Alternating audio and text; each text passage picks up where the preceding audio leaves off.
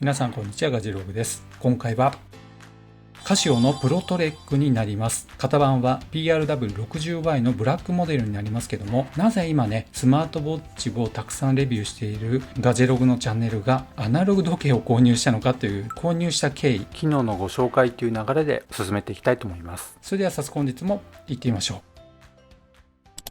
まず購入した経緯になりますけども、こういったスマートウォッチね、たくさん持っているんですけども、こちらはファーウェイバンド GT ランナーというスマートウォッチ、そして Apple Watch SE になりますね。これまでね、こういったスマートウォッチたくさんレビューしてきましたが、普段使いはほとんどスマートウォッチ一択になっていたんですけども、通常のこういったね、プロトレックのようなアナログ時計というのを持っていたんですが、もうすでに電池切れをしている状態でした。ということで、もし災害が起きた時、もしくはね、登山をしたり、ハイキングしたりという時に、バッテリー切れしてしまったら何もねスマートウォッチっていうのは動作しなくなるっていう、そういったリスクもあります。ファーウェイウォッチ GT ランナーのようにバッテリーが2週間ほど持つっていうのもありますし、また Apple Watch のように1日2日っていったそういったモデルもありますが、やっぱりねいざという時に強いのはアナログ時計なのかなと思いました。ちょっとねスマートウォッチから一旦置きまして、こういったのもありかなと思いましてね、ちょっとご紹介したいなと思います。というわけで早速ねプロトレック開封していきたいと思います。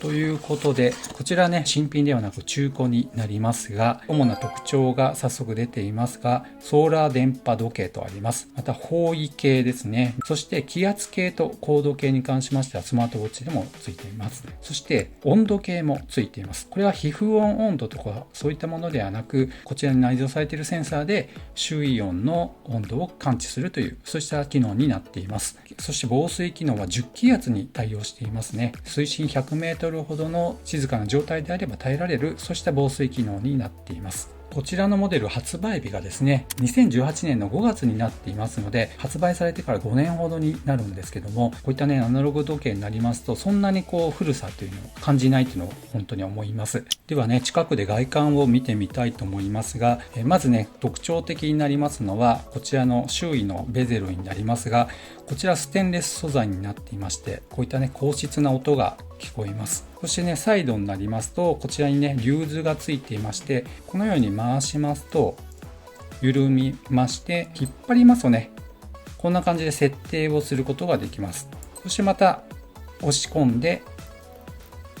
このように回しますとロックされまして、設定がね今できない状態になります。この辺ね防水がしっかりされていて頑強な感じがします。そして上のボタン、そして下にもボタンがあります。左側になりますとね、こちらにもボタンがあって上側にもあります。そして先ほどのね温度センサーやまた気圧計とかですね、様々なセンサーがこの辺りで計測できるんじゃないかなと思います。そしてですね、ここに実はボタンがありまして、これ押しますとスーパーイルミネーターですね。ライトがここで点灯します。また設定によってはこのような腕の動きで点灯させることもできます。ちょっとやってみたいと思います。つきますでしょうか。つきましたね。このように腕上げ点灯で照明をつけることもできます。そしてバンドになりますが、こちらはデュラソフトと言いまして、めちゃめちゃ柔らかい素材になっています。ただね、ちょっと中古っていうこともありまして、多少劣化してるのかなっていうのを感じますね。で、ちなみにバンド幅はこれ 23mm とね、結構特殊なサイズになっていまして、今私が手持ちで持っている交換バンド全部最大でも 22mm でしたのでね、ちょっと交換してみたんですけど、こちらのね、幅が 23mm ということで、やっぱ 1mm 違うだけで全然ここね、ロックが効かなくなりましてね、すぐに外れてしまう状況でしたので、最初のこの状態に戻しています。ただね、クイックリリースタイプになっているのがこの辺いいなと思います。そして背面になりますけども、こちらにね、型番が出ています。PRW60Y ですね。5578という番号になっています。そしてこちらにマルチバンド6とうっすら刻まれていますけど、これが電波時計ですね。世界各国の6種の電波を受信できますよというものになります。日本の場合ですと、福島県と福岡県にある鉄塔から電波が出ていますけど、そちらを受信することができます。そしてなんといってもね、タフソーラーになりますので、このディスプレイのいっぱいいっぱいですかね、出ているところに全てソーラーパネルが敷かれていまして、直射日光が当たれば相当充電が可能になっています。ちなみにフル充電時からソーラー発電なしの状態での駆動時間ですね。その場合だいたい6ヶ月間ということになりますので、定期的に身につけて行動していれば充電されていきますので、充電切れっていうことはないと思います。またですね、パワーセービングモードっていうのもありまして、その場合は約25ヶ月ということで、2年強ですね、満充電になっていれば、それから動作するということになります。ですので、ほとんど充電切れ、バッテリー切れっていうことはないと思います。そしてね、このデザインめちゃめちゃいいですね。個人的に気に入ったポイントはもうそこになります。最近 G-SHOCK のレビューもしましたけども、こういったね、武骨なデザインすごくいいなと思いました。武骨にして頑強になりますので、過酷な状況でも耐えられるボディになっていると思います。そしてこの秒針になりますが、赤いというかオレンジっぽくカラーリングされていますし、そしてこの左上の部分ですね、ここも赤くなっていまして、この辺の視認性っていうのもいいです。そして暗くした状態でもこれ蛍光塗料が塗られていますので、時間がすぐにわかるというのもいいと思います。ではここから機能を見ていきたいと思います。こちらね、トリプルセンサー対応していまして、高度計、気圧計、温度計ということでね、めちゃめちゃ高機能になっています。最後の温度計に関しましては、なかなかスマートウォッチでは搭載されていない機能になります。特に重要なのはこの左下のボタンになりまして、こちらのね、デジタル表示のとこ見てみますと、水曜日6月21日という日付が出ています。そして左下1回押しますとバロと出ましたが、こちら今ね、気圧計が表示されています。このね、グラフみたいなとこ見てみますと、こういう風に上に上がって今平行にちょっとなっていますね。これが気圧が今上がってますよという、天気が安定しているということがわかります。もしこのグラフが下がっていれば気圧が下がってきたということで、天候が悪化するということがこのグラフでわかるようですね。この辺も一目見てわかるというのがすごくいいなと思います。そして今ね、1015ヘクトパスカルということになります。そしてもう一度押しますと、今度は温度計になります。ここの部分で読み取った温度を表示してくれているわけですね。32.6 度と今出ていますが、私がね、もう今ずっとこう持っていますので、やっぱりこの辺がね、暖かくなってしまったんじゃないかなと思います。先ほど見ましたら27度ほどでしたので、それが今実際の気温だと思います。ということで、温度を測る際は腕から外してしばらく置いた状態で測ってくださいというのが説明書に書いてあります。そしてさらにね、機能としましてはストップウォッチの機能がありまして、はい、こうやってね、スタートさせることができます。これ100分の1まで測ることができます。そして今度はタイマーですね。これは今30分で私は設定したんですけども、はい、こういった感じでスタートさせることができます。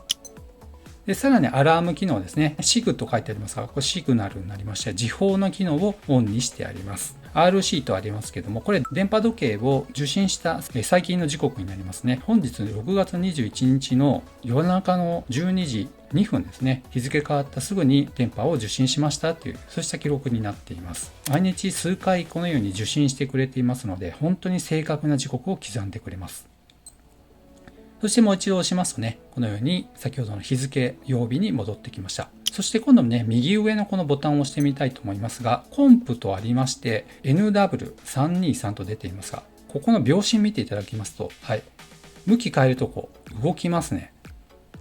つまり北側を指すようになっていまして、秒針が動いてくれてるのすごいですね。秒針が指す方向が北側ですよと出ています。この辺はね、ちょっといいですね。アナログの感じでこう秒針が動いてくれるっていうのがすごくこうギミック的にはちょっとワクワクしてしまう感じはします。今、ファーウェイウォッチ GT ランナーと一緒に方位を表示していますが、一緒になっていると思います。向きを変えてみても、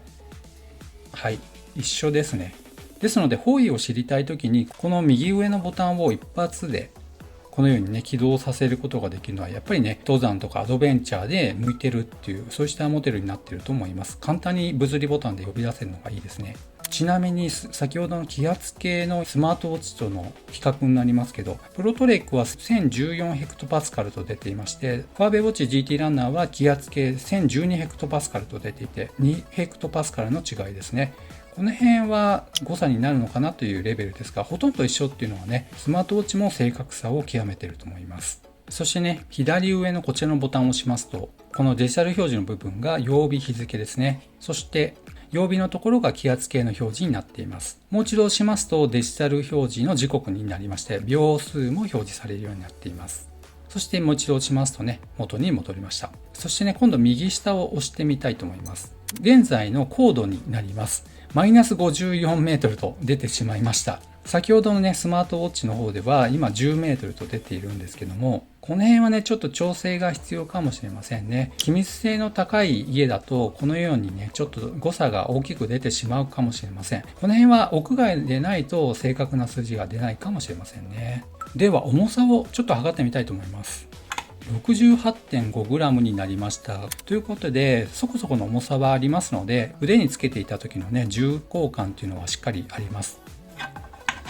ちなみにファーベイウォッチ GT ランナーは 44.4g と、バンドもね、ちょっと交換してありますけども、これぐらいになりますので、だいたいどれぐらいなのかっていうのを感覚的にわかるんじゃないかなと思います。加えて Apple Watch の場合も、やはりね、45g ちょっとになりますので、感覚的にちょっと重たいっていうのがね、わかると思います。重けになりますけども、ファーウェイバンド8は 23.9g となりました。歴然とした重さの違いはあると思います。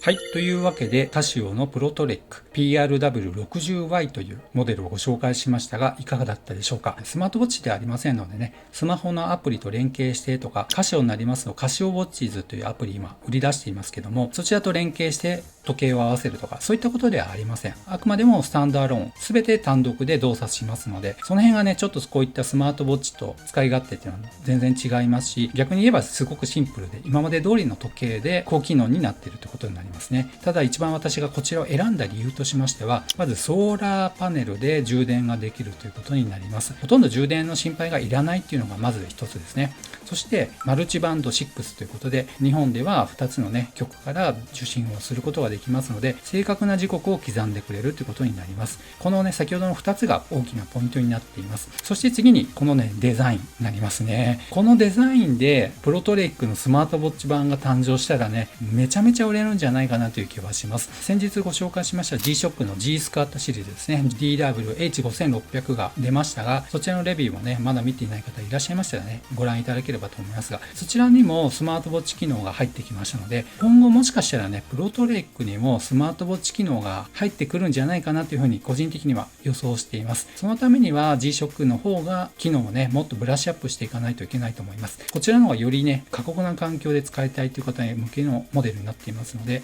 ブラッシュアップされた上でスマートウォッチ機能が入ってくるんじゃないかなと思いますし、もしかしたら逆にね、一切そういったものは取り入れない、この単独でスタンドアローンで全て完結するっていうね、そういったポリシーで今後もプロトリックはやっていくかもしれませんね。いずれにしてもね、スマートウォッチとしては明らかに違いますけども、アナログ時計としてこういった一本持っておくのもね、ちょっと安心じゃないかなということで、個人的には購入しました。この動画良かったよって方は高評価、そしてまだの方はぜひこの機会にチャンネル登録をお願いいたします。ではまた次の動画でお会いしましょう。さよなら。